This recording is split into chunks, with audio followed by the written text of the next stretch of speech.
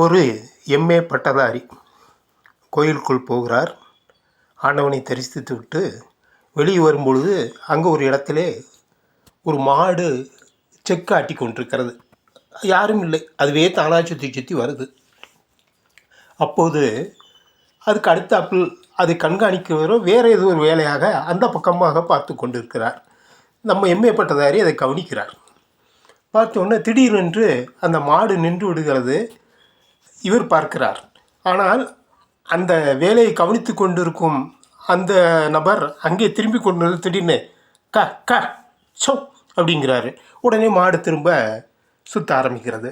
உடனே ஒரு எம்ஐ பட்டதாரி கேட்குறார், நீங்கள் திரும்பியே பார்க்கவில்லையே, மாடு நின்று விட்டது, எப்படி நின்று விட்டது என்று கண்டு நீங்கள் ஒரு சத்தம் கொடுத்த உடனே அது திரும்ப சுற்றுகிறதே எப்படி என்று கேட்கிறார். அது ஐயா, அதன் கழுத்தில் நான் ஒரு மணி கட்டியிருக்கின்றேன், அது தலையை ஆட்டிக்கொண்டே சுற்றி வரும். அப்பொழுது இந்த மணி சத்தம் எனக்கு கேட்டுக்கொண்டே இருக்கும்.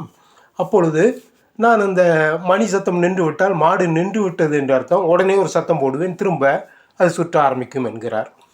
ஓ அப்படியா, பரவாயில்லையே, நமக்கு கூட அந்த ஐடியா வரலையே, பரவாயில்லையே, பயங்கரமான ஐடியா என்று சொல்லி கொண்டு நினைத்து கொண்டு கோயில் தரிசனம் முடித்து வெளியே வந்தவருக்கு திடீரென்று ஒரு சந்தேகம். திரும்ப போகிறார்.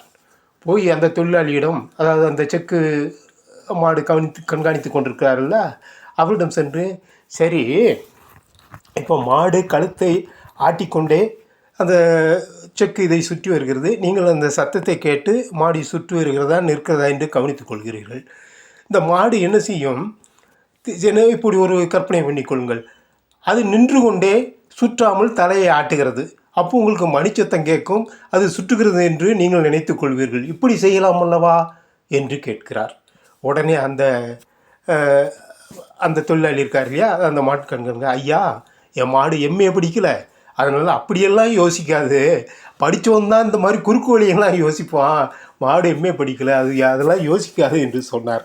புரிகிறதா? ஏன் பெருமான் மாணிக்கவாசகர் அவர்கள் படித்தவனை உள்ளே நெருங்க விடாது என்று சொல்வதற்கு காரணம், தேவையற்றதை சிந்திப்பது. கடவுள் என்றால் நம்பிக்கை.